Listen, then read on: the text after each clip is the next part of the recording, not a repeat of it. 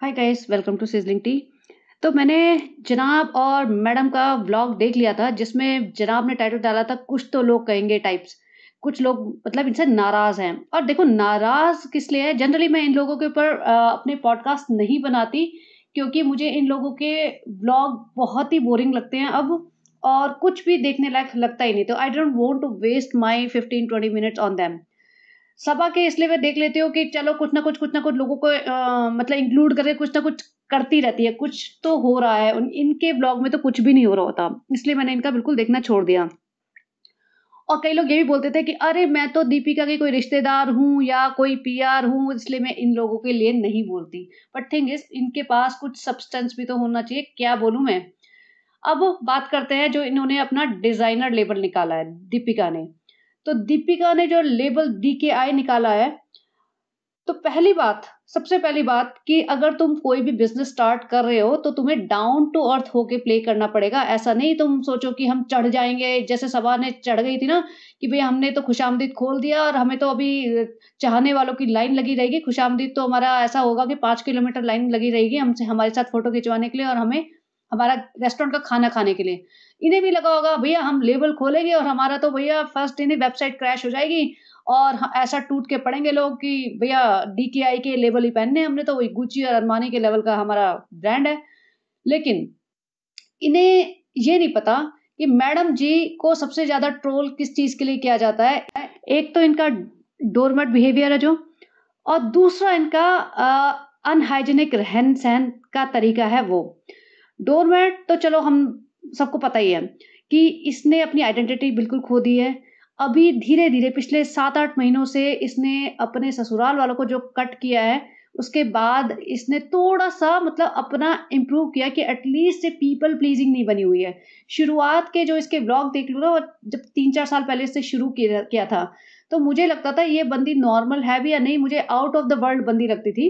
क्योंकि मैंने इसके वो व्लॉग देखे जब ये कोविड में डेला जाते थे, लोनावला जाते थे और जहाँ पे ये बंदी रात के 3-3 4-4 बजे तक जग के और फिर सुबह 5 बजे उठ के पता नहीं सोती भी थी या नहीं, सबके लिए सैंडविचेज़ बना रही है, पोहे बना रही है, हलवे बना रही है, सबके लिए अलग-अलग इंडिविजुअल पैक कर रही है, पानी भर रही है, फिर सुबह चाय बना रही है पूरी ब बड़ी-बड़ी थर्मस में, सबके लिए वो पेपर प्लेट्स और टिश्यूज़ ये सब भर रही है। बड़े-बड़े मतलब रेगुलर वहाँ जाने के लिए। और सपा महारानी जी कुछ नहीं करती थी वो बंदी। भाभी ने बना दिया है, भाभी क्या बनाया है? रास्ते में रुक के ये लोग खाते थे और ये सबको निकाल-निकाल के सर्व कर रही है, फिर सबका कैसा लगा अम्मी? कैसा लगा? बहुत अच्छा। वहाँ जाने के बाद डेला में भी किचन में घुसी रहती थी। आज सबका ना दाल-बाटी खाने का मूड है, तो मैं दाल-बाटी बनाती हूँ। तो ये इसका बिहेवियर, बाकी सब लोग पानी में, स्विमिंग पूल में तैर रहे होते थे। सबा भी। वहाँ चाय समोसे खा रहे हैं, बैठे हैं, गप्पे मार रहे हैं, व्लॉग बन रहे हैं। तो ये लगता था कि भाई ये हो क्या रहा है? नॉर्मल लड़कियाँ ऐसा नहीं करती हैं। वो कहती है या तो सब थोड़ा बहुत काम में हाथ बटाओ या फिर भई vacation is vacation for everybody. ऐसा नहीं है कि ये किचन में घुसी रहेगी और पूरी रात 2 रात जग के खाने बनाएगी। और बाकी ईद वगैरह पे तो पूछो ही मत। बर्थडेज़ पे तो पूछो ही मत। और इसने ऐसा ही नहीं, अपनी फैमिली को बिल्कुल भूल गई, अपनी फैमिली को कट कर दिया, अपना करियर छोड़ दिया। जनाब जो कि जॉब भी नहीं करते थे, उनको प्लीज़ करने के लिए मेरे जनाब, मेरा गुरूर, मेरा ये, मेरा वो, ज़मीन पे जाके बैठ जाना, अम्मी और सारे लोग ऊपर बैठेंगे, वहाँ सर पे दुपट्टा डाल के एकदम सिंपल सूट होता है ना, जो लिटरली 400-500 रुपए में मिलता है, कॉटन का सूट पहन के ऐसे ज़मीन पे बैठ जाना, ज़मीन पे बैठ के खाना, उर्दू के वर्ड्स बोलना। तो ये बहुत ही डिस्टर्बिंग सा लगता था कि मतलब ऐसा क्यों कर रही है ये? तो अब धीरे-धीरे एटलीस्ट इसने वो करना छोड़ दिया। अब अम्मियाँ आती है ना, इनके मोहल्ला का गैंग आता है लाइन लगा के, इनके यहाँ कोई भी, तो ये भैया बैठी रहती है, ये नीचे खाना रख देते हैं, जैसे अभी रिसेंटली इन्होंने किया था कि नीचे खाना लगा दिया, अपने आप लो जिसको जितना खाना है। पहले तो अम्मी ये ले लो, अम्मी वो लो, अम्मी और लोगी, सबको खिला के बैठती थी खाना खाने। और ये जब बैठती थी ना, तो इसको कोई पूछता भी नहीं था कि भाई तुम्हें कुछ मिला है, तुम्हें कोई चीज़ कम तो नहीं पड़ गई, तुम्हें कुछ और ला दे, दाल, सब्जी, चावल कुछ और ला दे, सर्व कर दे। नहीं, सब अपनी-अपनी दुनिया में निकल जाते थे। जैसे लिटरली जैसे होता है ना, कईयों में कई बहुओं में कई परिवारों की बहुओं के साथ ऐसा होता है, वैसा इसके साथ हमने देखा था मतलब व्लॉग्स के थ्रू।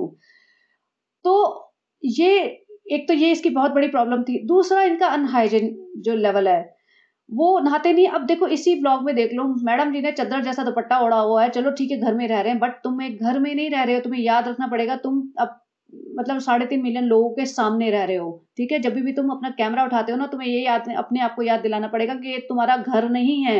जब तुम टीवी सीरियल बनाते थे ना, तो तुम एक अपना पूरे आप को ड्रेसअप करते थे कि तुम्हें लोग देखेंगे, तो अभी भी तुम्हें लोग देख रहे हैं। तुम ये सोचते हो कि हम तो घर में बैठे हैं, बाल कहीं जा रहे हैं, तुम्हारा सूट कहीं जा रहा है, मुँह पे कुछ भी नहीं लगाया हुआ है। तो ऐसे बैठ के तुम घूमोगे, व्लॉग बनाओगे अपने, और कहीं ये बाज़ार जाती हो तो इसकी हालत देख लो। जनाब तो इतने हीरो बने होते हैं, उनका तो चश्मा ही नहीं उतरता, और ये ऐसी झल्ली-पुल्ली चल पड़ती है। तो लोग कहेंगे भैया तुम्हें ड्रेसिंग सेंस नहीं है क्या? अब जिसको ड्रेसिंग सेंस नहीं है, वो बंदा चला है डिज़ाइनर बनने। ठीक है? तो इसने जो अपना लॉन्च किया ना, एक सूट इसने लॉन्च किया था, जिसकी फ़ोटो मैं लगाती हूँ यहाँ।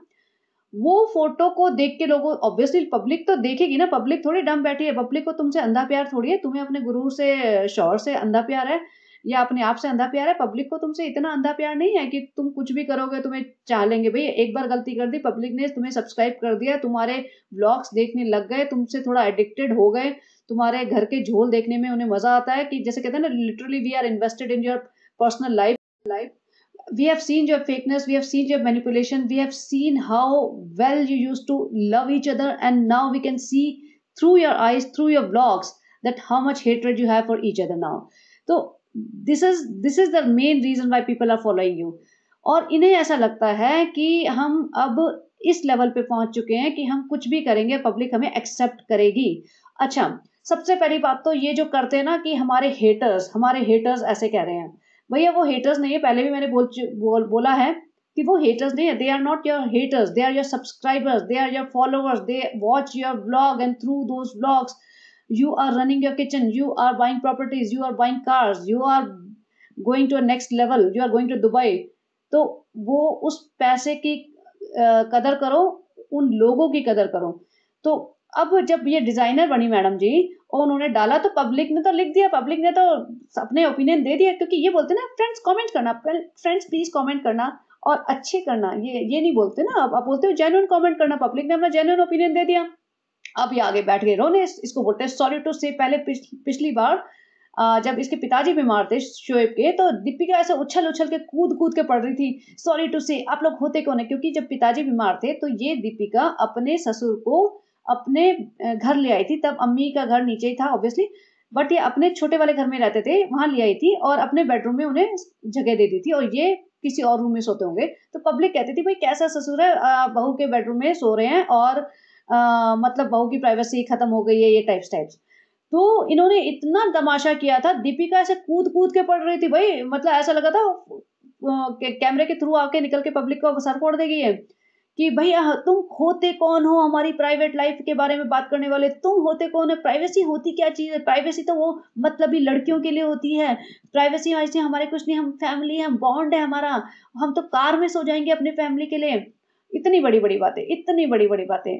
अब भैया मोहदा का जो गैंग आता है ना, रेल का डब्बा बन जाता है, और अभी भी आ रहा है वो, खाला आई हुई है, एक और दूसरी भी आ रही है, रिजा, रेहान, सारा, और उनके सारा के पिताजी, सारा की माताजी और अम्मी, इतने सारे लोग, और ट्रेन के डब्बे में सो रहे हैं, जमीन पे सो रहे हैं, चटाइयां बिछा बिछा के, और तुम्हारे पास एक्स्ट्रा रूम है वहां पे। अब तुम कार में भी सोने की बातें कर रहे थे, तुम्हें तो कार में भी नहीं सोना पड़ रहा, एक्स्ट्रा रूम खोलो अपने घर के, और सुलाओ उन लोगों को, उन बच्चों को सुलाओ जो रिजा की गार्जियन बनी थी ना, तो उनकी, हाँ जनाब जनाब मैं तुम्हारे पूरी खानदान का खर्चे का भार अपने कंधों पे ले लूंगी जनाब, तुम मुझसे शादी कर लो, बस मुझे अपना नाम दे दो, मुझे इब्राहिम नाम चाहिए अपने नाम के पीछे, बस जनाब। और गार्जियन बन के लाई थी। गार्जियन मतलब होता है पेरेंट्स के बराबर। अब वो तुम्हारे मतलब बच्चों जैसे है वो, तो वो बच्चा जमीन पे सो रहा है, और आप मैडम जी 5 बेडरूम के BHK 5 BHK में खोल के 2-3 बेडरूम खुले मतलब वेस्ट करके आप रहती हैं, तो शर्म आनी चाहिए आपको। और कहाँ गई वो कार में सोने की बातें, कार में तो सोने की जरूरत पड़ेगी नहीं आपको, नहीं पड़नी भी चाहिए, नहीं चाहिए। लेकिन अच्छा, इस बारे में बात करते हैं जो अभी डिजाइनर वाले लेवल पे इनका ड्रामा मचा है। तो पब्लिक ने अपने कमेंट लिख दिए, अब ये ऐसे टूट के पड़ रहे हैं, देखो ऐसे है फ्रेंड, देखो मैंने कभी नहीं कहा था मैं डिजाइनर हूँ, मैंने कहा था मैं कोशिश करूंगी, और शोएब कि देखो ऐसा है, हमारे पास ना 20% लोग इतने प्यार देते हैं, हमें इतना प्यार बरसाते हैं, कहते हैं तुम बहुत अच्छा कर रहे हो, बहुत अच्छी शुरुआत है, और देखो चीज़ें तो करनी पड़ती है, कुछ ज़िंदगी में आगे बढ़ना पड़ रहा है तो, और देखो हमारे ब्लॉग तो अभी चल नहीं रहे, हम क्या दिखाएँ, सभा है, सारे लोगों को लेके बैठ गई है, हमारे पास है क्या, हमारा बच्चा और हमारे पिताजी, कितना दिखाएँ, और फिर हम वैसे भी हम बहुत क्रिएटिव नहीं हैं, हम कुछ करते नहीं हैं, हम बहुत लेज़ी हैं, घर में पड़े रहते हैं, सभा तो दिन में से 3 बार जाती है बाज़ार, तो फ्रेंड्स आपको पता है ना चीज़ें बहुत मुश्किल हो जाती है, सभा तो थोड़ी-सी जाहिल गवार भी है, और मेरी तो एक रेपुटेशन है इंडस्ट्री में, तो मैं दिखा नहीं सकता ना कि मैं चीनी लेने गया, फिर चाय पत्ती लेने गया और मुझे स्कूटी पे बैठने में डर लग रहा है। अल्लाह! मुझे डर लग रहा है स्कूटी पे बैठ के सन्नी गिर तो नहीं जाएगी? सन्नी बारिश कैसे होती है? मैं ऐसे कर नहीं सकता, मेरी रेपुटेशन है, मेरे को अभी बिग बॉस में जाने की एंट्री भी मिल रही है, हो सकता है इस साल ना मिले, अगले साल मिले, तो वो बंद हो जाएगी।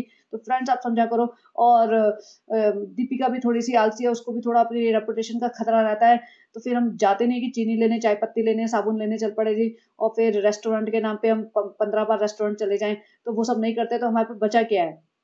तो इस जनाब ने ना ऐसा बोला है कि देखो बहुत चाहने वाले हैं, बाकी जो नहीं चाहने वाले हैं ना, वो हमारे हेटर्स हैं, वो जेलस लोग हैं, बस जेलस लोग हैं। भाई अगर ये जेलस होते ना, तो मतलब जेलस, यही बताओ पहली बात तो होंगे क्यों? तुमने प्रॉपर्टी बनाई, तुम 1 कमरे के मकान में रहो या 10 कमरे के मकान में रहो, तुम्हारे 10 बंगले हों या 1 बंगला हो या 1 झोपड़ी हो, किसी को कोई फ़र्क पड़ता है?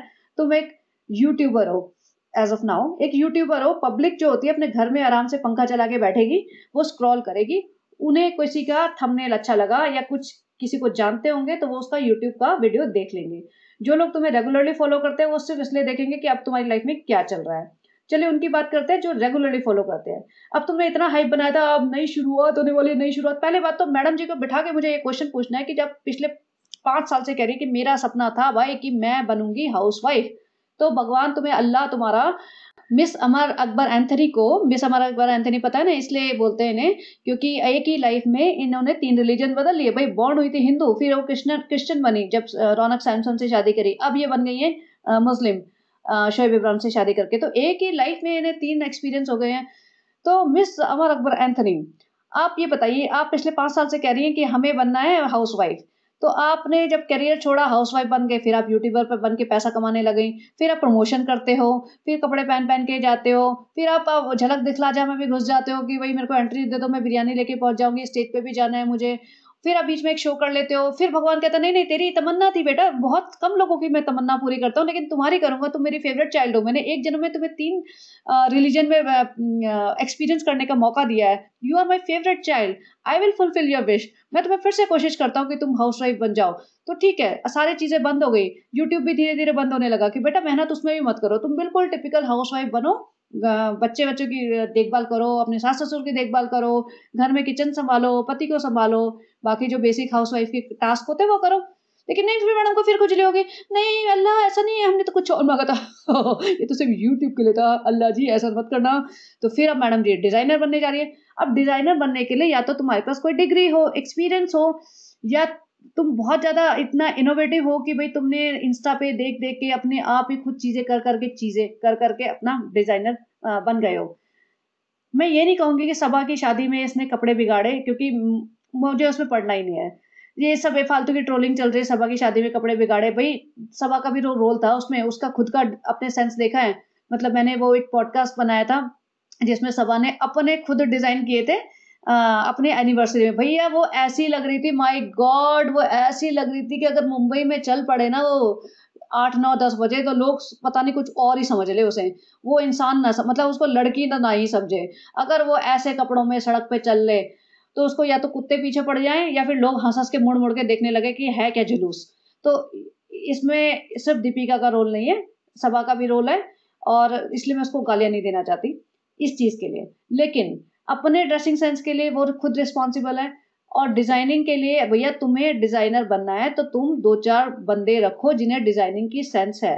तुम उसमें इन्वेस्ट करो, एक प्रोजेक्ट बनाओ, उसमें इन्वेस्ट करो, डिज़ाइन वो करेंगे। ऐसे होता है डिज़ाइनर। ये नहीं कि तुम खुद ही बैठ के अपना कपड़े सिलने लगे, गोटा-पट्टी करने लग गए, और लेसम-लेस और भगवान कलेक्शन से कपड़े ले आए थान के थान, और 2 पिनिंटरेस्ट पे देखे और कहीं पे भी इधर-उधर चीज़ें देख के तुमने बना दिया एक, और फिर बोल दिया मेरा तो भैया बहुत बड़ा डिज़ाइन हो गया। तो पब्लिक तो बोलेगी, पब्लिक बेवकूफ़ थोड़ी है, पब्लिक तुम्हारी ऐसे थोड़ी गाँव की बैठी हुई है। ठीक है ना? पब्लिक तो तुम्हारे शहर की, वर्ल्ड वाइड पब्लिक देख रही है तुम्हें। और अलग-अलग कंट्रीज़ के लोग देख रहे हैं, तो उनका ड्रेसिंग सेंस अच्छा होगा, वो पकड़ लेंगे भैया ये क्या बकवास चीज़ दिखा रहे हो तुम, ये क्या बेचोगे? और वो ब्लू पॉलीथीन में भर के रखे हुए हैं इन्होंने डिज़ाइनर कपड़े। और ये सूरत गई थी सस्ता माल, सूरत में कपड़ा बनता है, बहुत सस्ता बनता है और मतलब बहुत सस्ता मिलता है। ऑब्वियसली जहाँ कपड़ा बनेगा थोक के भाव, पूरे इंडिया में सबसे ज़्यादा कपड़ा मुझे लगता है सूरत में बनता है, साड़ियाँ बनती हैं वहाँ पे। तो वहाँ सस्ता मिलेगा, थोक के भाव ले आई हैं 15-20 पॉलीथीन भर के ब्लू वाले। अब उसमें खुद ही बना के बेचेंगी, तो क्या ही होगा? अगर ये 700-800 हज़ार रुपए की इनकी कॉस्ट पड़ रही है और ये सोचे मैं 15,000 में बेच दूँ, तो पब्लिक इतनी बेवकूफ़ नहीं है। वो अगर किसी फैंसी शॉप पे जाके 15,000 खर्च कर लेगी, सपोज़ बीबा में जाके वो 15,000 का सूट ले लेंगे, लेकिन तुम्हारे उससे नहीं लेंगी। या तो तुम बहुत बड़ी नामचीन हो गई भई, तुम हो कटरीना कैफ, तो वो कहेंगी भैया कटरीना कैफ का लेबल मैंने पहना है, तो फिर भी वो 15,000 खर्च कर लेंगी। भैया तुम हो कौन? तुमने अभी अपनी दुकान खोली है, पब्लिक पीछे पड़ गई, तुम ऐसे टूट पड़ रहे हो पब्लिक पे, ऐसे बिज़नेस चलेगा तुम्हारा? कभी भी नहीं चलेगा। दूसरी बात, ये सारे जो यूट्यूबर्स हैं ना, अच्छा उसकी भी बात कर लेते हैं, ऋतु राठी, उनका भी आजकल बहुत चल रहा है। तो ऋतु राठी के मैंने जो वीडियो देखा प्रेमानंद जी के साथ, उन्होंने जो बात की थी, उनकी आवाज़ में ना इतना दर्द था, वो पता चल रहा था कि वो मुँह छुपा के आई थी, मास्क लगा के, तो ऐसा नहीं था उसकी कोई इंटेंशन थी कि मैं एकदम से ऐसा हो जाऊँ, एक्सपोज़ हो जाऊँ। और देखो, जो भी करता है ना, जो भी यूट्यूबर्स हैं, उनकी लाइफ़ में कुछ नया हर रोज़ नहीं होने वाला है।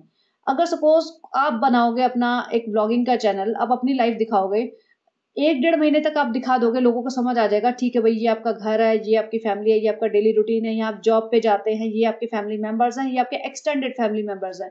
अब इससे ज़्यादा आप क्या दिखाओगे? हर रोज़ क्या नया दिखाओगे? अब जब नया-नया दिखाते हैं ना, 2, 4, 6 महीने तो लोग आते-जाते सेलिब्रिटीज़ के लिए स्पेशली, उन्हें बहुत अच्छा लगता है। उन्हें ना एकदम अलग हाइप मिलती है, अलग ही किक मिलती है। Oh my God! People are following us, now we are getting more and more subscribers. तो अब मुझे दिखाना है। अब 5-6 महीने बाद थोड़ा-सा स्टैग्नेंट हो जाता है कि अब क्या दिखाएँ? तो अब जब सपोज़ 5 लाख रुपए महीना आ रहा है बैठे-बैठाए, कुछ ना करके, मेहनत करके, तो उन्हें लगता है 5 के बाद 3 हो जाएगा तो मुश्किल हो जाएगी। ये तो बढ़ना चाहिए ना, इसी एक्स्पोनेंशियल रेट पे बढ़ना चाहिए। आज पहले महीने 1 लाख आया, 5 महीने बाद 5 लाख आ रहा है, तो अब तो 10 लाख आना चाहिए, 15 लाख, 20 लाख, आना चाहिए, कोलैबोरेशंस होने चाहिए, तो उन्हें अपना आगे ले जाना होता है। अब आगे ले जाने के लिए फिर शुरुआत होती है झूठ, मक्कारी, मैनिपुलेशन, ज़बरदस्ती की चीज़ें दिखाई जाती हैं, ज़बरदस्ती की कंट्रोवर्सीज़ की जाती हैं, ताकि लोग आएँ, कमेंट करें, कुछ एंगेजमेंट बढ़े, कोई छोटा-मोटा न्यूज़ चैनल उन्हें उठा के उनके बारे में बात करे, कोई पॉडकास्टर वगैरह आजकल जैसे चल गए हैं, वो उनके बारे में बात करे। होता है ना, any news is I mean good news और bad news, any news is news, तो पब्लिसिटी तो मिलती है ना तुम्हें। तो उन्हें लगता है कि आप कुछ भी करो, तो वो रियलिटी, वो इनोसेंस, वो खत्म हो जाती है। सिर्फ़ फेकनेस और स्क्रिप्टेड ड्रामा रह जाता है, कि इनको पता है, जैसे शोएब इब्राहिम का वगैरह का देख लो, शोएब और दीपिका दोनों के ब्लॉग की बात कर रही हूँ। इनका फिक्स कट टू कट है, एक रेसिपी दिखाएँगे, 5-7 मिनट बच्चे को दिखाएँगे, फिर पति-पत्नी दोनों आके बैठ जाएँगे, ज्ञान पी लेंगे। ये 3 स्लॉट्स होते हैं इनके मोस्टली। अगर बाज़ार-वाज़ार कहीं नहीं गए, तो बाज़ार-वाज़ार जाते भी बहुत कम लोग हैं ये। तो अब सबा का फिक्स देख लो, अपनी माँ के घर जाएगी, 2 बार शॉपिंग जाएगी, 1 बार रेस्टोरेंट जाएगी, 2-4 बार रिज़ा-रेहान को लेके फालतू की बातें करेगी, यही होता है। या मोदा का अलग उसका होता है, बेटी खाला के जाएगी, नानी के जाएगी, अपनी सास के घर आएगी, सनी के साथ फालतू ड्रामापंती करेगी, कुछ और तो नहीं है। तो इनका फिक्स हो चुका है, अब पब्लिक क्यों देख रही है, क्या इंटरेस्ट रह जाता है, बट वो देखते हैं शायद कुछ और अच्छा होगा। तो ऐसे ही दीपिका और शोएब के अब क्या होता है कि इनके ब्लॉग्स अ के जो व्यूज़ है ना, वो कम होते जा रहे हैं। अब कम होते जा रहे हैं तो ऑब्वियसली मनी भी कम होती जाएगी, और ये पूरे टोटली डिपेंडेंट है व्लॉगिंग पे, क्योंकि इनका यूट्यूब के अलावा कुछ और तो कर नहीं रहे हैं ये। खर्चे भी बढ़े, अब देखो सबा इब्राहिम का खर्चा वर्सेस शोएब का खर्चे में बहुत फ़र्क है। सबा इब्राहिम का क्या होता है कि ऊपर इसने एक रूम ले लिया, लेकिन नीचे खाती है, सारे टाइम लंच, ब्रेकफ़ास्ट, डिनर सारा इसका नीचे होता है, व्लॉगिंग नीचे चलती है, इलेक्ट्रिसिटी का बिल भी आधे से कम आता होगा। सिर्फ़ ऊपर सोने जाती है, बाकी होटल का खर्चा, जो रेस्टोरेंट का खर्चा है, इसका अभी छोड़ दो, उस बारे में बात नहीं करते। पिछले लेकिन 1.5 साल से सनी से जब से शादी हुई है, इसका खर्चा सिर्फ़ इतना ही है कि एक कमरे में ना इनके यहाँ मेड आती है, ना कुछ ऐसे काम वाले आते हैं, बच्चों को यूज़ करके खाना-वाना बनवा लेती है, फ्री का सामान आता है मोस्टली, थोड़ा बहुत ये शॉपिंग-शॉपिंग में लगाते हैं, लेकिन वैसे नहीं है रिस्पॉन्सिबिलिटी। अब शोएब के पिताजी का पूरा मेडिकल एक्सपेंसेस, उनके वहाँ पे भाभी नंबर 2 आती है, जो लोग मुझे कहते हैं भाभी नंबर 2 मत बोलो, बट आती है। एक धर्म दादा है, एक उनके ड्राइवर हैं, उनका घर का बिजली का खर्चा ज़्यादा आता होगा, उनके 1-2 कुक-वुक भी आते रहते हैं और अम्मी को भी सँभालते हैं, माँ का भी खर्चा देते हैं, बच्चों की फीस भी देते होंगे, तो उसका खर्चा सबा इब्राहिम के खर्चे से तो डेफ़िनेटली डबल से भी ज़्यादा होगा, ट्रिपल भी हो सकता है आराम से। तो खर्चा तो ज़्यादा है ही, तो अब कहाँ से निकलेगा? तो इन्हें कंट्रोवर्सी करनी होती है और पब्लिक पे परसते हैं कि पब्लिक कहते हैं तुम जेलस हो भई, जब तुम्हें अच्छे कमेंट्स लिख रहे थे तब तुम्हें बहुत अच्छा लग रहा था, तब तुम बातें करते थे और दूसरी बात सबसे बड़ी बात ये है कि जब पब्लिक लिखती है ना इन्हें, पहली बात तो डिलीट कर देते थे नेगेटिव कमेंट, अब डिलीट नहीं करे क्योंकि भई 2500 कमेंट हैं और 2500 में से ऑलमोस्ट 2500 के 2500 99% ऐसे आए तो कितने डिलीट करेंगे? तो जब तुम नेगेटिव कमेंट्स तुम्हारे बहुत ज़्यादा हो जाते हैं ना, तब तुम आ जाते हो सॉरी टू से कहने। जो जेन्युइन चीज़ें पूछी जाती हैं आपसे, उस बारे में तुम बात नहीं करते हो। तुमसे इतनी सारी चीज़ें पूछी गई कि दादी जी का तुमने बारे में आज तक कभी बात क्यों नहीं की? दादी जी का इंतकाल हुआ था तुम्हारी, तुमने आज तक बात नहीं की।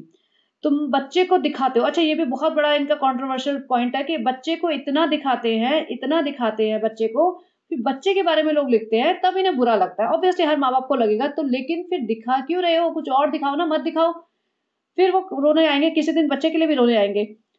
फिर ये और भी बहुत सारी चीज़ें रिज़ा रेहान के लिए लोग लिखते हैं कि भाई तुम गार्जियन बन के आए थे, उनकी रिस्पॉन्सिबिलिटी क्यों नहीं लेते? ज़मीन पे रिज़ा सो रही है। तुम उनको ना पढ़ने देती है, सबा उन्हें ना टाइम पे सोने देती है। रिज़ा सुबह का खाना बना के खुद लेके जाती है, रेहान के लिए भी बनाती है। कोई रिस्पॉन्सिबिलिटी क्यों नहीं लेता? क्यों बच्चों की लाइफ़ बर्बाद कर रहे हो? इसीलिए लाए थे क्या? इसके बारे में वो कोई जवाब नहीं देते।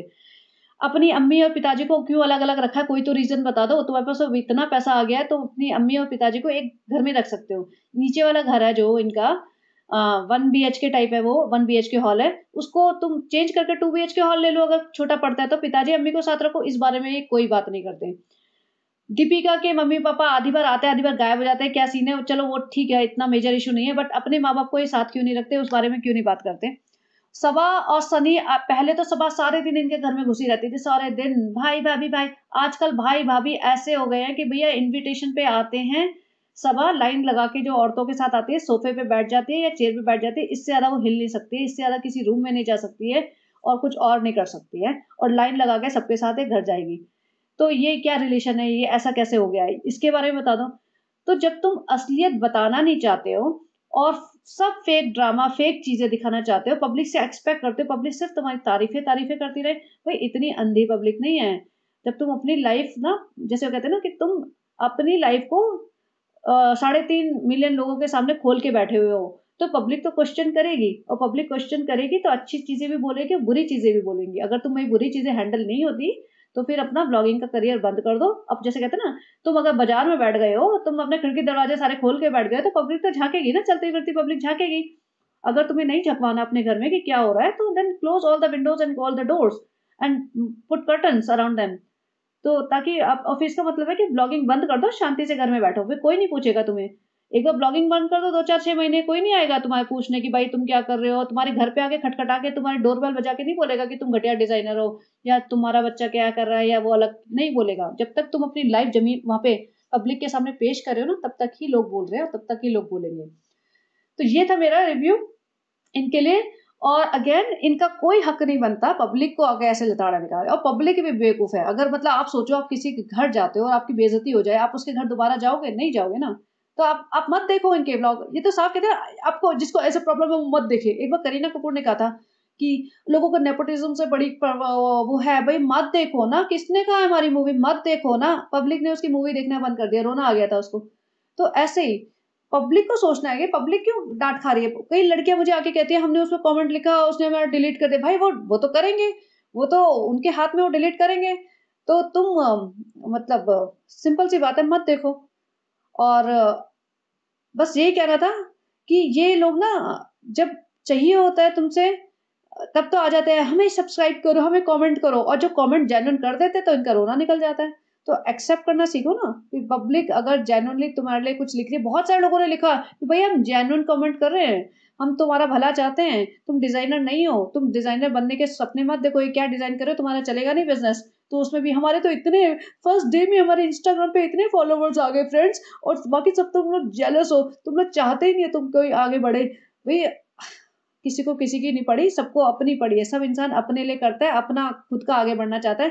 किसी के पास इतना टाइम नहीं है कि तुम्हारे बारे में ही सोचता रहेगा कि हम नहीं चाहते दीपिका दीपिका कक्कर आगे बढ़े, कोई नहीं सोच रहा। उन्होंने 15-20 मिनट तुम्हारा व्लॉग देखा, उनके दिमाग में जो आया 4 लाइन का कमेंट लिख दिया, उसके बाद they don't think about you, they are busy in their own lives. तो ये सोचना छोड़ दो कि सारे लोग तुम्हारे बारे में ही परमानेंटली सोच रहे हैं।